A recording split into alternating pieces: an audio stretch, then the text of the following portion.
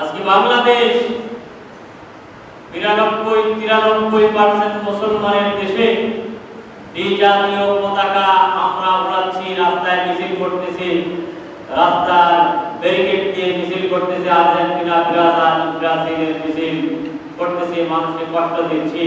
অথচ যে Argentina Brazil প্রকাশ্য ইসলাম এবং মুসলমানদের শত্রু, ঠিক না ঠিক না?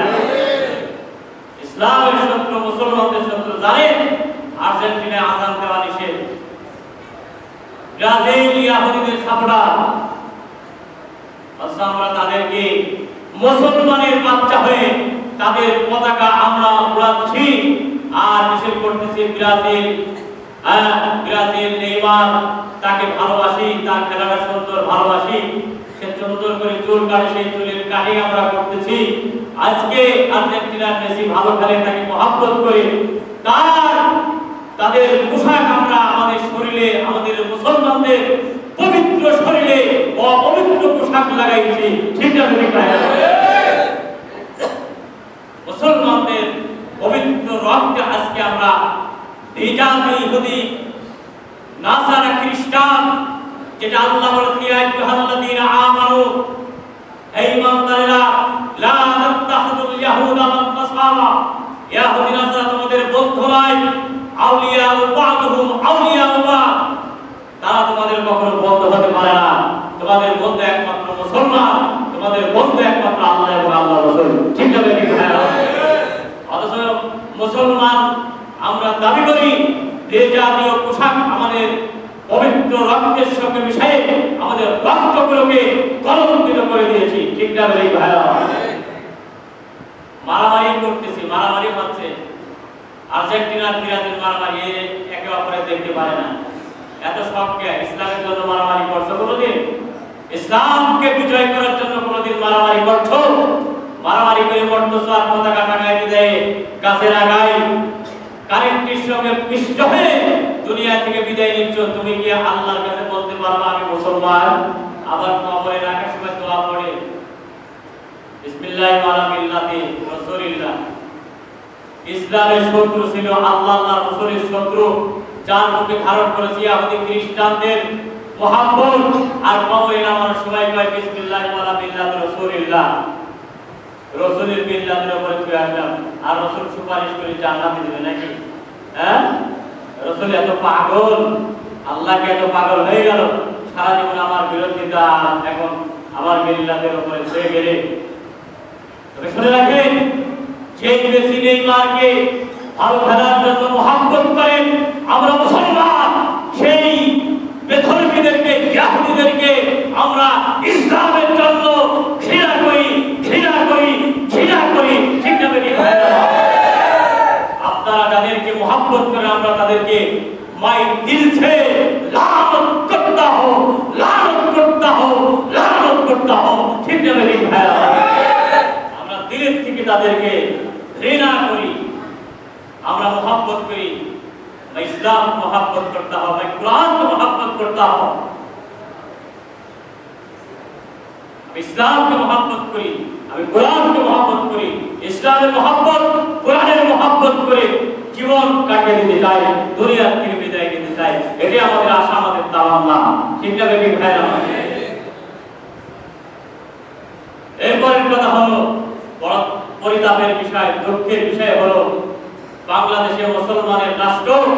এই মুসলমানের রাষ্ট্রে আমরা গতকালকে দেখেছি যাত্রাবাড়ির ফ্লাইওভারে আপনার অনেক মর্তে মুজাহিদ যারা ইসলামকে মহব্বত করে, কালিমাকে মহব্বত করে, ফ্লাইওভারের উপরে কালিমা, দুই পাশে কালিমার পতাকা তারা উড়িয়েছিল, মুসলমানের রাষ্ট্র কালিমার পতাকা উড়িয়েছিল। কিন্তু সেই কালিমা রাতের আধারে দুইটা ফুটেজও আসছে, দুই কুলাঙ্গার যারা রাতের আধারে নামিয়ে মুসলমানদের কালিমাকে উড়িয়ে দিয়েছে। আমরা দাবি রাখতে চাই এই দুই কুলাঙ্গারকে এরকম ভাবে অ্যারেস্ট করে তাদেরকে জীবন্ত আগুন দিয়ে পুড়াইতে হবে, ঠিক না বেটি ভাইরা? আমার কালিমা পুড়িয়েছ, তোমাদের মুসলমান দাবি করার কোনো সুযোগ নাই। এই দেশের মুসলমানদের পতাকা থাকবে কালিমার পতাকা, কালিমার পতাকাকে যারা লিখন করেছে তাদেরকে জীবন্ত অ্যারেস্ট করে পুড়িয়ে দিতে হবে।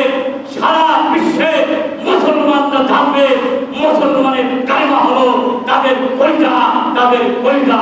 ঠিক না ঠিক ভাইরা?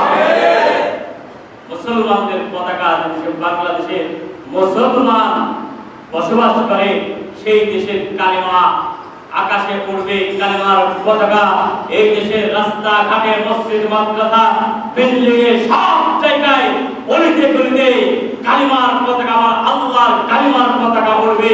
এটাই আমাদের ঈমানের দাবি। ঠিক না ঠিক ভাইরা? এই পতাকাকে নামিয়ে ফেলেছে।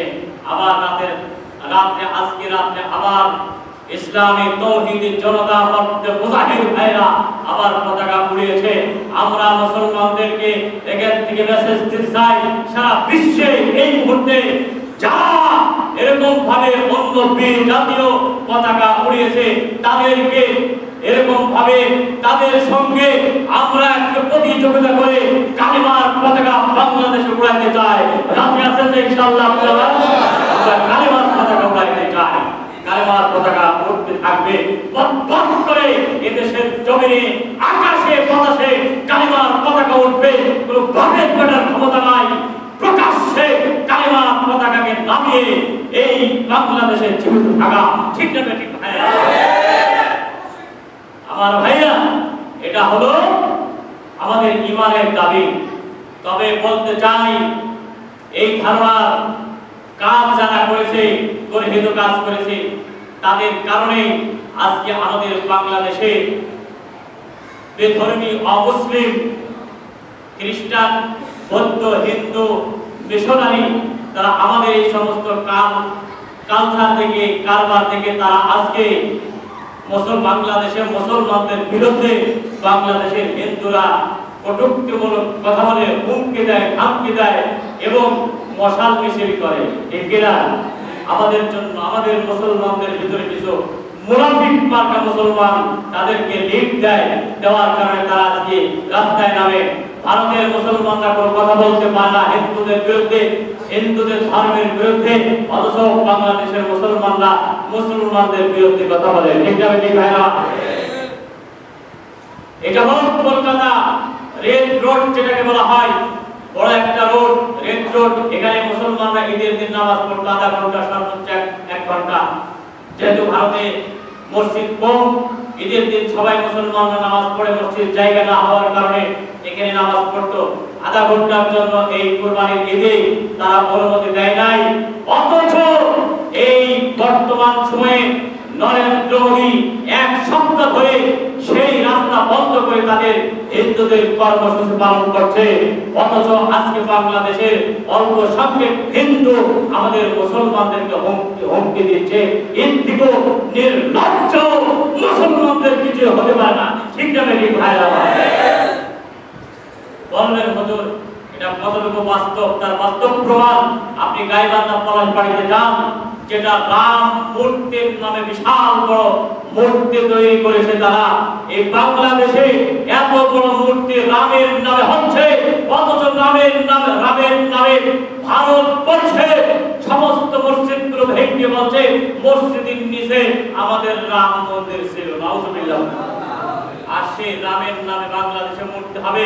বাংলাদেশের মুসলমানদের এক বিন্দু ঈমান থাকতে রামের নামে কোনো মন্দির বাংলার জমিনে করতে দেওয়া হবে না। ঠিক না বেশি ভাইরা? আমার ভাইরা, তারা বাংলাদেশকে হুমকি দেয়। আজ পর্যন্ত বাংলাদেশের হিন্দু, খ্রিস্টান তারা মুসলমানদের পক্ষে কোনো কথা বলে না। অথচ এই দেশের নাগরিক, এই দেশে বসবাস করে, এই দেশে খায়, এই দেশে থাকে, আমাদের দেশের পক্ষে কোনো কথা বলে না। এই দেশের বিরুদ্ধে অর্থাৎ ভারতের পক্ষে কথা বলে। আমাদের কিছু মুসলিমরা আছে আজকে হিন্দু, খ্রিস্টান, বৌদ্ধ কিছু মুনাফিক মুসলিমরা আজকে ভারতের দালালি করতেছে। এই দেশে ভারতের অনেক নাগরিক আছে। এই বাংলাদেশের জমিনে কোনো ভারতের দালালি করতে দেওয়া হবে না। ঠিক না ঠিক ভাইরা? আমরা বাংলাদেশকে ভালোবাসি, এটা আমাদের দেশ, আমাদের মায়ের দেশ, আমরা বাংলাদেশকে ভালোবাসি। তারা মুখে বলে যে আমরা বাংলাদেশ আমাদের বন্ধু দেশ, বাংলাদেশ আমাদের বন্ধু দেশ, শুধু মুখে মুখে বলে, মুখে মুখে বলে। ভারতে যখন ভারতবর্ষ স্বাধীন হয় 1847 সালে, এই 47 সালে ভারতবর্ষ যখন স্বাধীন হয়, স্বাধীনের পিছনে ভারতবর্ষের মুসলমানরা অগ্র ভূমিকা পালন করছে, দেওবন্দের ওলামায়ে কিরাম পালন করছে, ফুরফুরা শরীফের মুজাদ্দিদুজ্জামানের অনুসরণ করেছে। তারা এই আপনার ভারতবর্ষকে স্বাধীন করেছে। এই বর্তমান জামানার নরেন্দ্র মোদী আরএসএস বাহিনীর এই গোন্ডা বাহিনী ভারতবর্ষের বিরোধিতা করেছিল, অর্থাৎ তারাই এই ভারতবর্ষের বর্তমান রাজাকার, অথচ তারাই মুসলমানদেরকে বলে 47 স্বাধীনতার পিছনে মুসলমানদের কোনো কৃতিত্ব ছিল না। নাউজুবিল্লাহ। 1971 সালে বাংলাদেশ আর পাকিস্তানকে তারা ভাগ করে দিয়ে বাংলাদেশের থেকে তারা যে স্বার্থ হাসিল করেছে, আমাদের প্রাক্তন প্রধানমন্ত্রী শেখ হাসিনা বলেছিলেন ভারতকে যা দিয়েছি সারা জীবন তারা মনে রাখবে। এখন সে ফুটেজগুলো ভেসে ওঠে, অথচ স্বাধীন করার নামে বাংলাদেশকে তারা চুষে চুষে খাচ্ছে। ঠিক না বেটি ভাইরা? আমরা বুঝি আমাদের বাংলাদেশের কিছু মুনাফিকরা শুধু একাত্তর নিয়ে মুখে ফেরা তুলি ফেলে। বেটা 71 তো চলে গেছে, এখন বর্তমান কিভাবে দেশকে সংরক্ষণ করবা সেই চিন্তা করো। ঠিক না বেটি ভাইরা? তারা হুমকি দেয় রংপুরকে দখল করবে। নাউজুবিল্লাহ। হিন্দুরা বলে রংপুরকে দখল করবে, ভারতের হিন্দুরা বলে রংপুর আমাদের ছেড়ে দাও, বাংলাদেশের হিন্দুরা বলে রংপুর ভালো না লাগলে রাম মন্দির করব, মুসলমানদের ভালো না লাগলে রংপুর ছেড়ে চলে যাও। নাউজুবিল্লাহ বলেন। এত বড় সাহস, এত বড় সাহস বাপের বেটা! এই দেশে ওই রংপুরে কি মুসলমান নাই? আমাদেরকে হুমকি দেয়। আমরা বলতে চাই ভারতের মুসলমানরা যেভাবে নির্যাতিত হচ্ছে, মসজিদ মাদ্রাসাগুলো যেভাবে নির্যাতন ভেঙে ফেলা হচ্ছে, মুসলমানদের মা বোনের উপর ইজ্জতের উপর যেভাবে হানি করা হচ্ছে, কিন্তু বাংলাদেশের হিন্দু বৌদ্ধ খ্রিস্টানরা জামাইয়ের আদরে আছে, সুখে আছে। ঠিক না বেটি ভাইরা? আমরা তাদের মন্দির পাহারা দিয়েছি আর তারা আমাদের মসজিদগুলো ভাঙতেছে। বাংলাদেশের হিন্দুদের বলতে চাই, ভালো সুখে থাকলে নাকি বলতে গেলে একটা কথা আছে, সুখে আছো ভালোভাবে থাকো। মুসলমানদের যদি আঘাত করো কথা নিয়ে হোক, মুসলমানদের যদি আঘাত করো, মুসলমানের ঈমান যখন তারা জাগ্রত করবে, বাংলাদেশ ছেড়ে তোমাদেরকে পালাইতে হবে, পালাইতে হবে, পালাইতে হবে। ঠিক না বেটি? এই দেশ মুসলমানদের রক্তের দেশ, মুসলমানদের রক্ত দিয়ে স্বাধীন করেছে এই দেশ। মুসলমানরা কি করবে না করবে সেটা মুসলমানরা সিদ্ধান্ত নেবে। তুমি নবর বাচ্চা, এই দেশের সিদ্ধান্ত নেওয়ার কোনো অধিকার তোমার নাই। ঠিক না বেটি? ভালো আছো, ভালো থাকো, আমরা তোমাদের কোনো ক্ষতি করবো না। তোমার ধর্ম তোমরা পালন করো, তাতে আমাদের কোনো সমস্যা নাই, কিন্তু ঘরের ভিতরে করো, তোমাদের মন্দিরে করো, তোমাদের গির্জায় করো। তোমাদের মন্দির গির্জা আমরা ভাঙতে চাই না, আমরা পাহারা দিয়েছি, কিন্তু রাস্তার মনে মনে রাম মন্দির, রাম মূর্তি বানাবা, এটা তোমাদের বাপদাদার দেশ না, এটা মুসলমানের বাপদাদার দেশ। ঠিক না বেটি ভাইরা? এই দেশ 71-এ আমাদের বাপদাদারা রক্ত দিয়ে শহীদ করে এই দেশকে আমরা স্বাধীন করেছি। এই দেশে কি করব না করব মুসলমানরা সিদ্ধান্ত নেবে। ঠিক না বেটি ভাইরা? অতএব এদেশের হিন্দু যারা আছে, মেসেজ দিতে চাই আপনাদের মাধ্যমে, হিন্দুদেরকে বলে দিবেন যে মাথা ছাড়া দেওয়ার চেষ্টা করবা না। সুখে আসো, সুখে থাকো, ভালো থাকো, তোমরা তোমাদের ধর্ম পালন করো। রাস্তায় নামবা, ঠ্যাং ভেঙে চুরমার করে দেওয়া হবে। ঠিক না বেটি? মুসলমান, এজন্য বলছিলাম কথাগুলো আনলাম যে আমরা আজকে এক শ্রেণীর মুসলমান, মুনাফিক মুসলমান, আমরা মুসলমানের বিরুদ্ধে, ইসলামের বিরুদ্ধে, কোরআনের বিরুদ্ধে, কালিমার বিরুদ্ধে আমরা কথা বলি। আমাদের কথা বলার কারণে আজকে তারা সাহস পায়। ঠিক না বেটি ভাইরা? আমরা মুসলমান, আমরা মহব্বত করি আল্লাহকে, আমরা মহব্বত করি আল্লাহ রাসূলকে, মহব্বত করি কোরআনকে, মহব্বত করি ইসলামকে, মহব্বত করি আমরা কালিমাকে।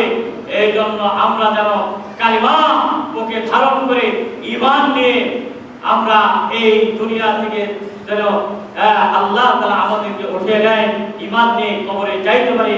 আল্লাহ তাআলা আমাদের সেই তৌফিক দান করেন। সকলে বলুন আমিন। যারা